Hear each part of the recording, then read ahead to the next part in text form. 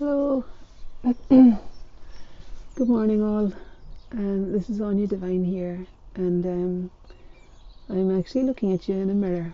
I'm out in the studio in the garden, and today I want to do a two-step self-portrait. And the first step is going to involve using fairly fluid watercolor paint in order to establish the general form of my face, my hair, my cardigan, something to describe the neck shape here.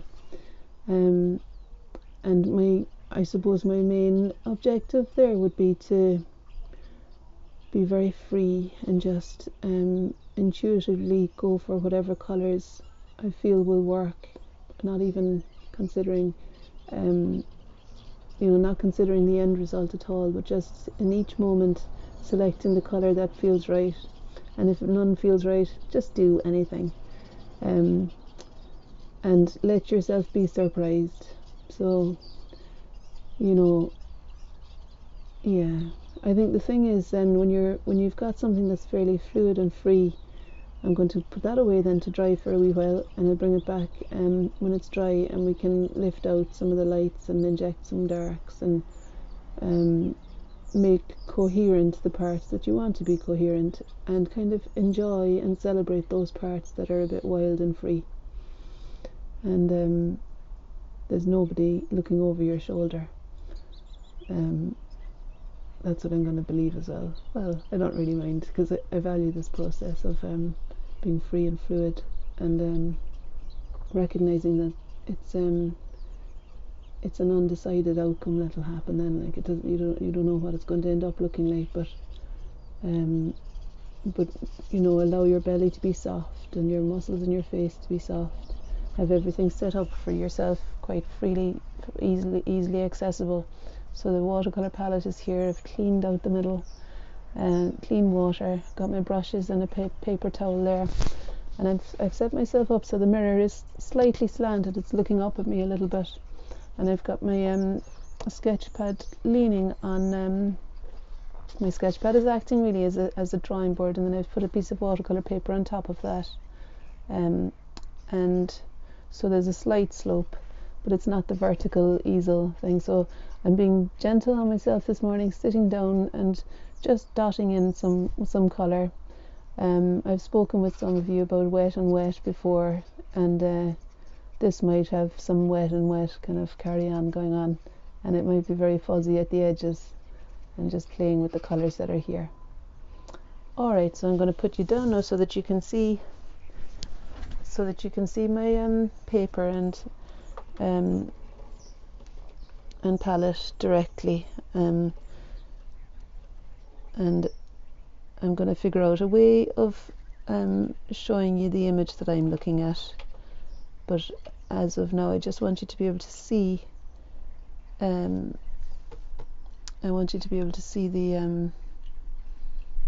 paper and the paint. I was just thinking there, am I going to be upside down for the first half? But I don't think I am. I think we're all right. Okay, I'm just going to sit this up a little bit so that it's not interfering with my view in the mirror, and hopefully that's filling the screen now. Sorry about this. I want it not to be shining on my face when I'm looking in the mirror, so I'm turning it a little bit more, like tilting it that way.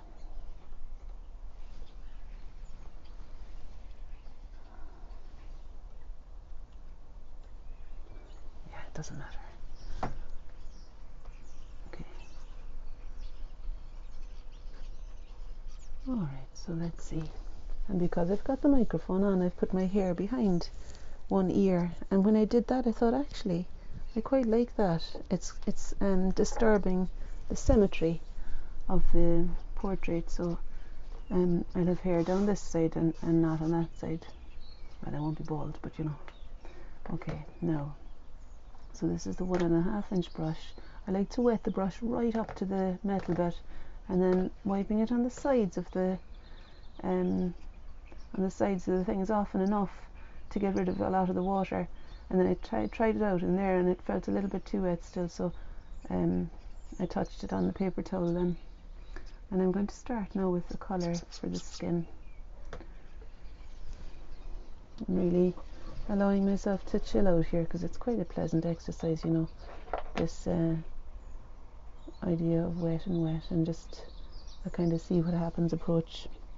So you can see I'm putting water, yellow ochre and some Windsor orange into the mix here, and with my hair behind my ear, what I'm seeing now is the kind of general shape of my face. And I've got a very loose, very gentle, I wouldn't say grip even, I'm just barely holding the brush actually and really allowing it to make its own mark. And as I move down the face there, so I'm pushing and lifting at the edge, and then I want to bring something, a different colour in. I think maybe a touch of cerulean blue into this might be quite good for the slightly darker area up there. And I'm just going to kind of see how I go. So the alizarin crimson is calling to me there now for this side for some reason. So just I'd wet the paper and I just wanted to inject something fluid, something dominant into the fluid paper, and the alizarin seemed a good choice there. Just push that up a little bit. Okay, but I don't want it all to be alizarin. I think there's some ultramarine blue could be in there as well. So this could be like a celebration of colour as well, just to play about with finding the edges of the face using different colours. And there's no right and there's no wrong here. You can just play about, and if it all goes muddy, you can still find a way of retrieving the light and injecting some shadow. I'm resisting anything the same all the way around. It seems to me that it makes for a more exciting surface for me if I've got different colours coming in, and I can feel that spirit of playfulness engaged when surprising things happen here. Okay, so that's the Viridian green I started to use there. I'd let some of the alizarin drop into that here. Okay, now you'll find that if you're working like me on the slight slope, you might end up having a longer face because when it's going back the way, you sometimes overcompensate and make it longer this way. But as long as you consider that, you'll be aware of not doing it then probably. Now, so I'm mixing up a little bit more yellow ochre into that alizarin that I had there, and I think I'll put some of that in for the skin on the neck here. And also I could do with beginning the position of the features. I could also do with lobbing on something for that shoulder. When I look at it again, I feel like I could do something general on the left hand side there, just to indicate where the shoulder will be.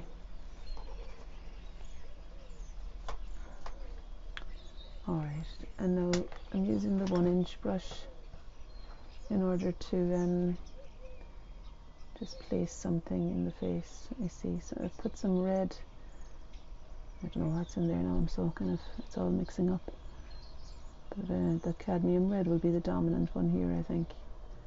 And I just indicate some warms in the few places. Again, I'm avoiding symmetry where I can. Recognizing here now that there'll be a much darker hair meeting the light skin here, but I can do that later on. So I'm just still working on creating something that's inspiring for me to work over once it's dry. And each of these touches are very, very light. You can't hear the brush on the paper.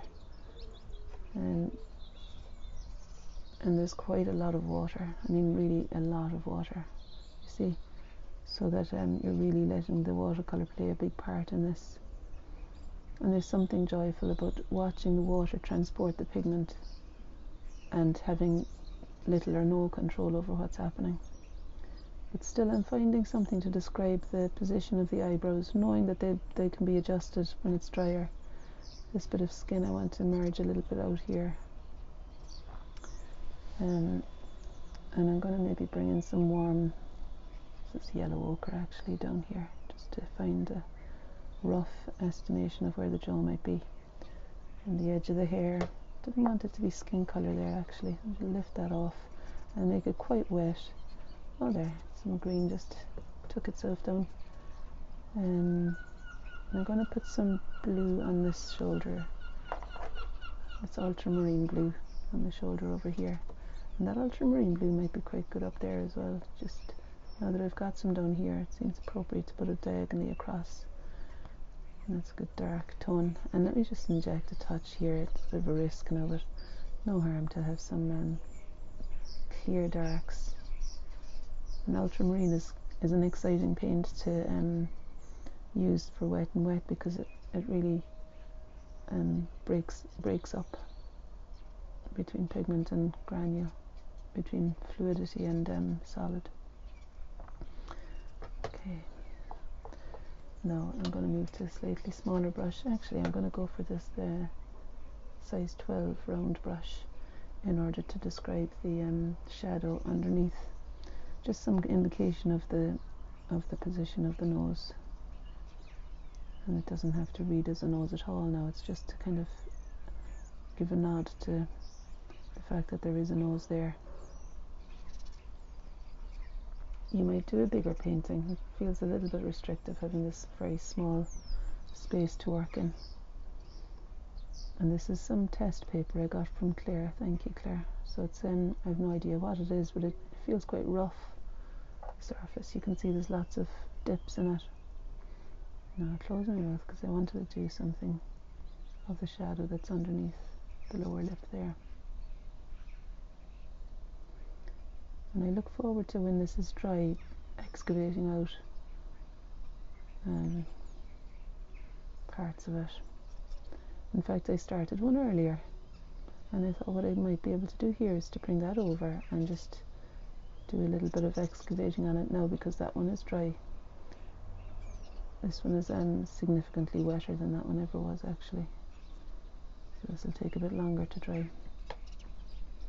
I'm very grateful to Cindy next door, who gave Maisie a bone this morning, so she's occupied with that, quite happy. Maybe indicate that eye a little bit more clearly. And what I want to do when it's dry is to be able to come in and do things like the position of the pupil within the eye shape. I mean, you can see it's all fairly nondescript, isn't it? And something there maybe. And this is a bit more the Van Dyke Brown now is what I've used there. And if there's something that's really off for you, like that's annoying me there, I dried the brush and just lifting it up, pushing it up. So there's a certain amount of manipulation involved here, but really mostly it's allowing the paint to do whatever it wants to do. And I would advise leaving some white spaces.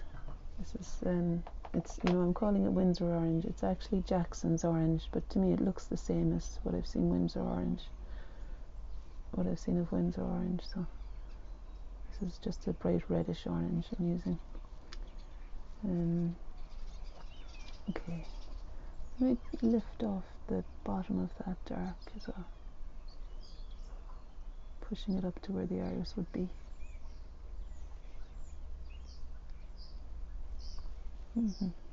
So that's the Viridian green mixed with the Van Dyke Brown actually that I used in the other eye. There was more brown than green, and over here I'm putting more green than brown into this one. Now this is knowing that I can eat back into these dark shapes later on. Just dropping, and as the paint dries it'll do different things as well, like kind of enjoying dropping in the dark of the Viridian and the Viridian green and the Van Dyke Brown. It makes quite a dominant dark, doesn't it? But it's still a black that's made rather than straight from the tube, which can be more satisfying, I find.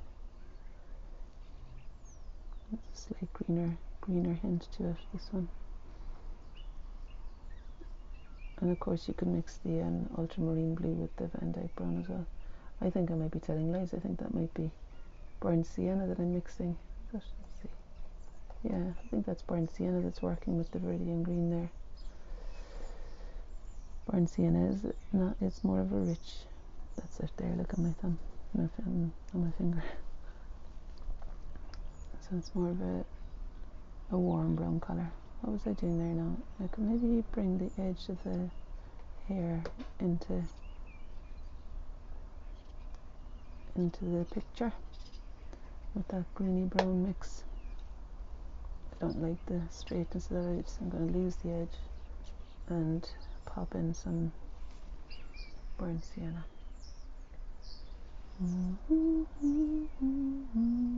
Lily got a ukulele yesterday. She's been playing it. She's very musical. I'm delighted that it was her dad bought her the ukulele. Now I'm going to put this to one side. It's really a total mess, isn't it? But I'll move that over there, and it'll probably take until tomorrow morning to dry. No, not really, but you know. And this is one I did earlier. And what I wanted to do was to kind of work on, and this is more of a smooth paper. I think it's not quite, I think it's maybe not. The surface that's called knot is the one that is between rough and smooth.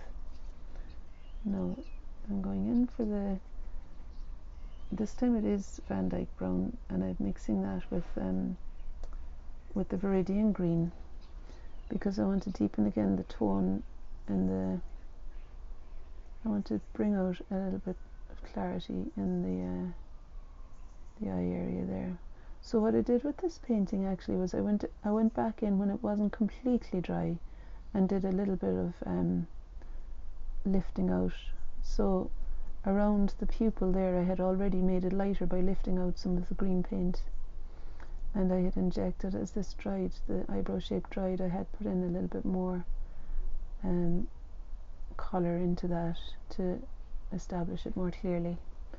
I want to bring some alizarin into that mix now, so that we've got a dark reddish colour. It looks like that. And that colour, I'm going to close my mouth and maybe use it for the nose and the line dividing the lips, just touches though. So I'm keeping to this feeling of very light touches, especially since the paper is completely dry now. This paper is dry.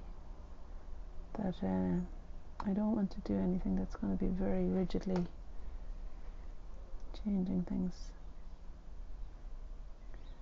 So bringing the water into the edge of that allowed it to dissipate here, but I was quite happy to have some clarity, some more clarity here,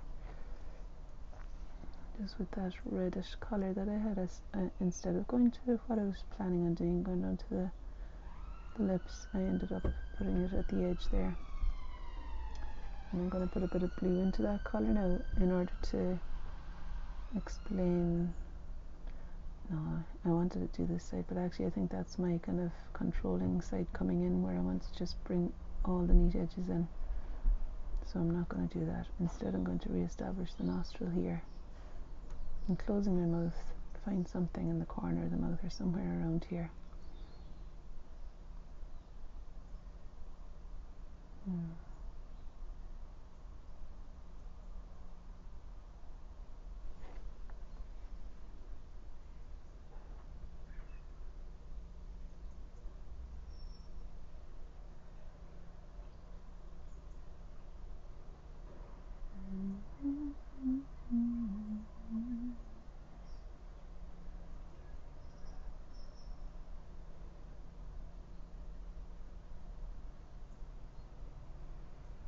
I'm just bringing down some of the shadow onto the iris there. So the thing about this stage is that you want to go really gently and just do very little really. So this is quite a fluid green and brown mix.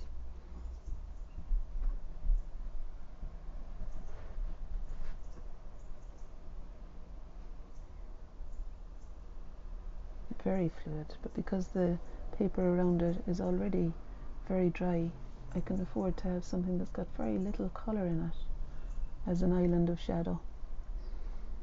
If that was if the paper was wet, that would just completely disappear, that shadow shape. I have a similar colour that I'm using here, And a similar idea, just a very light, very light colour, very little colour in that, and I'm dotting it on to describe the shadow between the eyebrow and the eye on this side too. Now when you're doing the other eye in a self-portrait, it can be kind of tricky, because if you're looking at this eye and then looking at that eye, they tend to be looking in different directions. So what I tend to do is to bring this eye a little bit closer to the nose when I'm painting it, to compensate for that. It feels a bit strange, but it's manageable. So I'm looking for the upper lid, which when I continue it would cut through the eyebrow just at the corner there.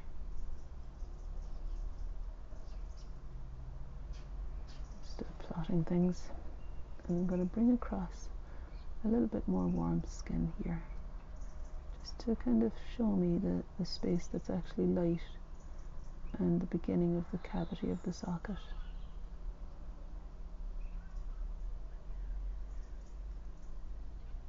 And these, I'm trying to, I'm noticing my grip is getting stronger on the brush, and it's kind of good to still maintain a looseness there. So let's see about that eye. You can get away with very little, remember, in the area of the eye, so even possibly just injecting some sap green and viridian green here will make it read as though it's an eye. And I'm erring on the side of bringing it a little bit closer to the right as I'm looking at myself,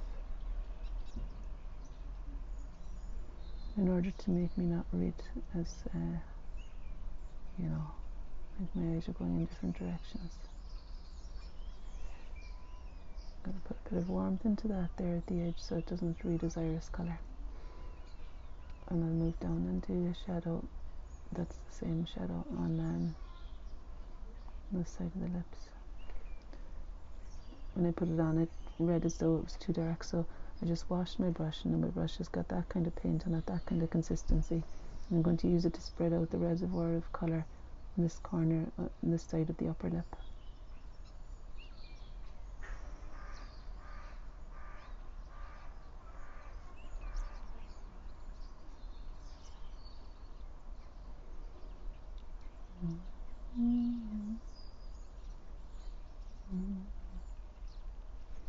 You know, it's very pleasing just doing this kind of dotting bits of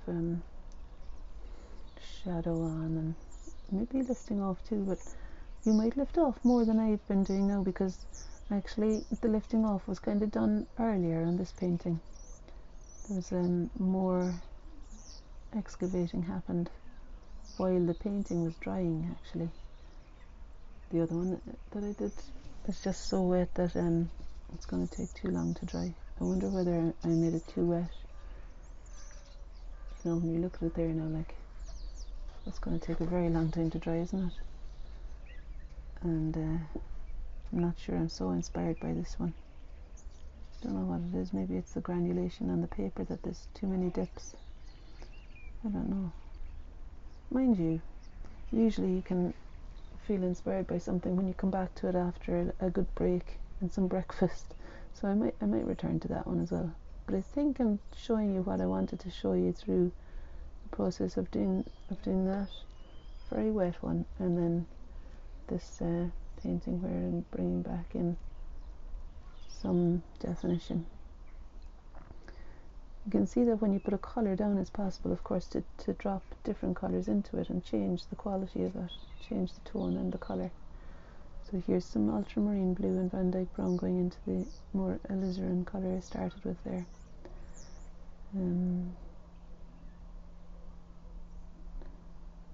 Alright. Maybe this is a bit darker here too. Oh, and I never said, look, this brush is a round brush as well, and it's a size, I think it's maybe a 6 or something. You can see the size of it anyway, it's quite a small brush. But I think I will change to the 1/4 inch flat brush, because I'm moving over to the hair there, and I want that to have a bit more of a dark tone, because I want the hair back here to read as though it's sitting on the shoulder, away from the body of the hair at the front. So there's a triangle of hair that's quite dark back here, and it exits around the back of the shoulder. so it gives a feeling maybe of the seated shoulders up pose that I've got. I could bring some in here as well, just to give some sort of depth, you know, to make it read so there's different layers to the hair. And while I don't want to disturb this section, I think I wanted to bring in some at the edge of the face here. Just going to pull it over and lift and see what I think about that. It's not very dark, this colour, but it's dark enough in the light paper over here to make quite a clear edge. So I'm really studying where the face turns. There's a little bend in the face here to create a turn for the jaw coming in, but that's as much as I want to do there. On the way down, and maybe bring some of that same dark up here to where the hair stops, going behind the ear, and the bit in front of it stands out.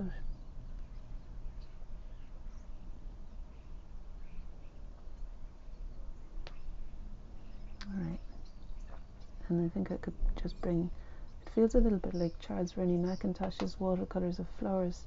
He sometimes does, he used to do these lovely kind of geometric shapes, and I think it was like this, a bit like wet over dry, so the flowers had kind of geometry about them and really clear definitions of parts from each other in places, and that's something that I enjoy bringing into my work as well.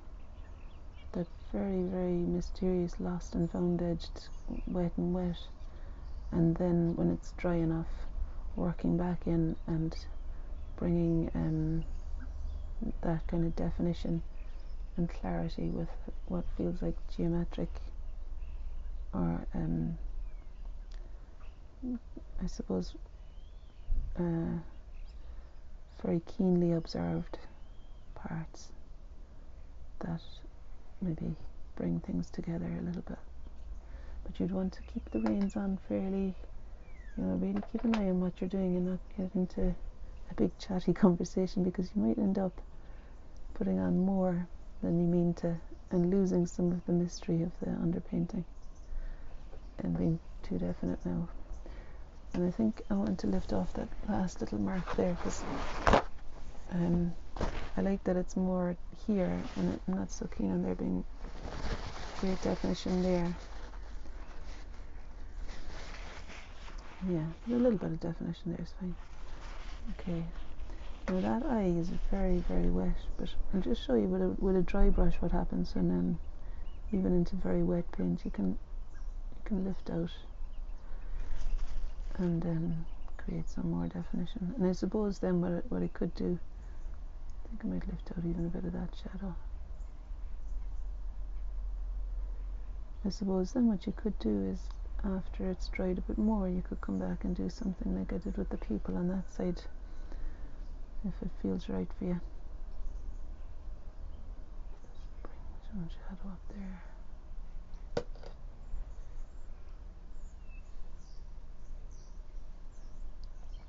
It feels quite novel working with a small little brush like this.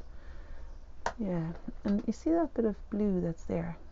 Like, you could lift out, I wonder will I lift the edge off that? I think I'll just try it. I'm not sure if I like it or not. I'll just see if I can excavate that edge so it's not quite so dominant, and see if I can create a surface that feels kind of different and new and inspiring to me.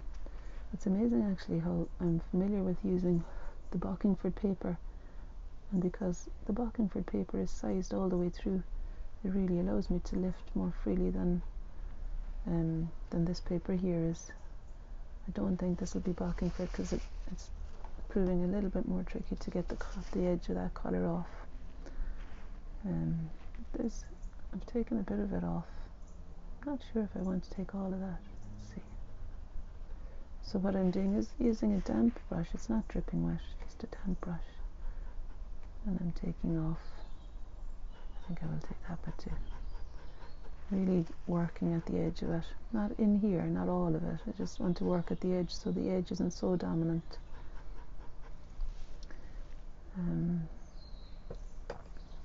And I think I want this shape to be different. And the colour that came off that can go on there. And I'd say I better hold my horses now, speaking of reins, because I could get a bit trigger happy and start putting colour everywhere. And I can't really see what it looks like, to be honest. It's like it's going back like this, so when I look at it from above it might seem really strange proportionally. But when you're painting it, I suppose you could regularly hold it up like that to yourself. That's not too bad. I've got a long forehead. I think maybe I'll decrease the size of the forehead before we go by just bringing the skin up to meet where I now want the hair to be, and I could lift that dark and bring it down a touch. Just wetting it and printing it off there is enough. When I held the paper up, I felt that my forehead was too long from eyebrow to hairline, and that made me want to bring the hairline down a little bit. And so on a painting like this, it's a simple enough thing to bring the dark of where the hair meets the skin down a touch. I don't want this dark hair to really touch the colour I've just put in for the skin though. I'm not sure if that's any lower, is it? A bit.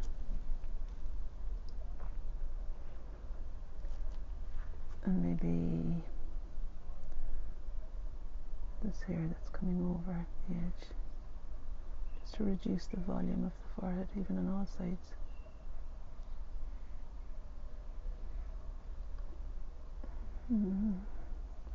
There's a V of hair that comes a little bit further down here. And still using the wet and wet as an option for spreading the dark.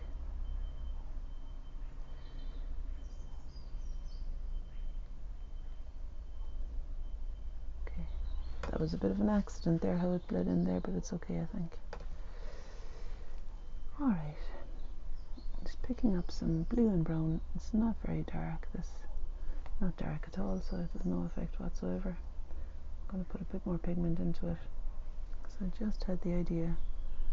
Well, let me see, first I'll maybe indicate a bit more strongly again. You know, when watercolour dries a shade lighter, sometimes it's important to re-establish the darks.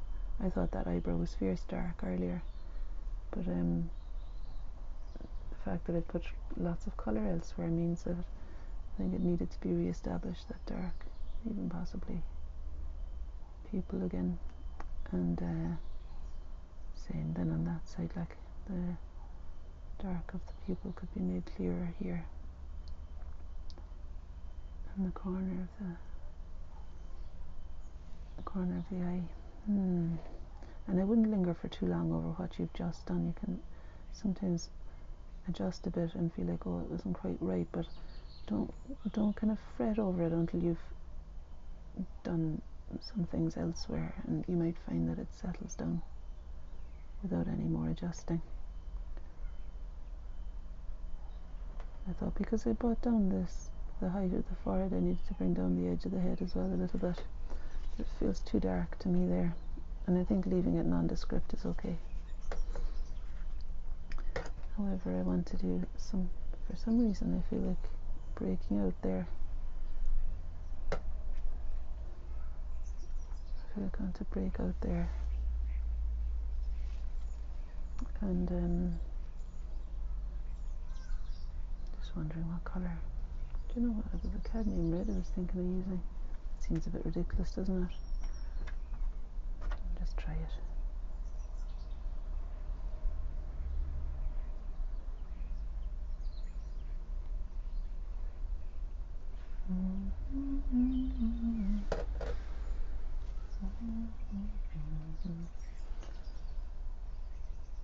And that's a bit of a scarlet colour. I think actually quinacridine magenta is what that is.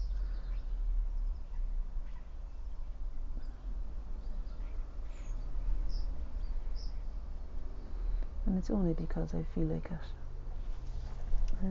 I just feel like it today, put some of that colour in. I'm not sure it's a great idea for the painting. And then when I did put that colour in,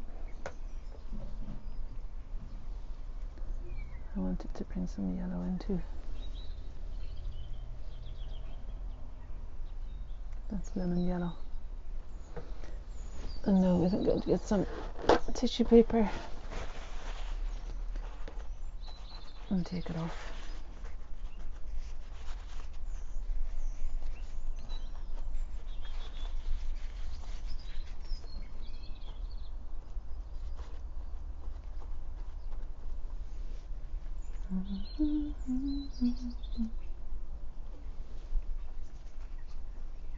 Don't know what all that was about. I'll carry on. I want to take off this clip here as well. It's a bit dominant.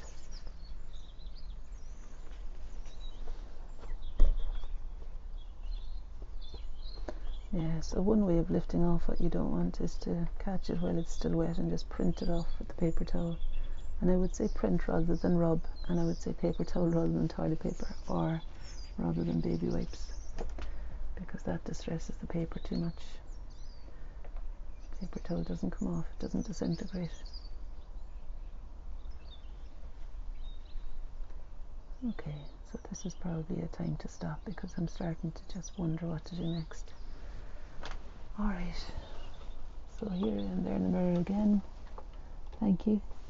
Thanks for staying tuned. I'm not sure if I'll do any more to that one. It kind of annoyed me in its wetness. So maybe that's a lesson to you to maybe not make it as wet as I did, and experiment with paper too.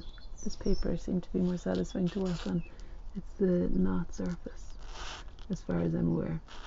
Walkingford is a really good paper though, for lifting off. So once you've done the wet and wet, it'll allow you to lift off more easily. That's okay. Alright, good morning. See ya. Bye.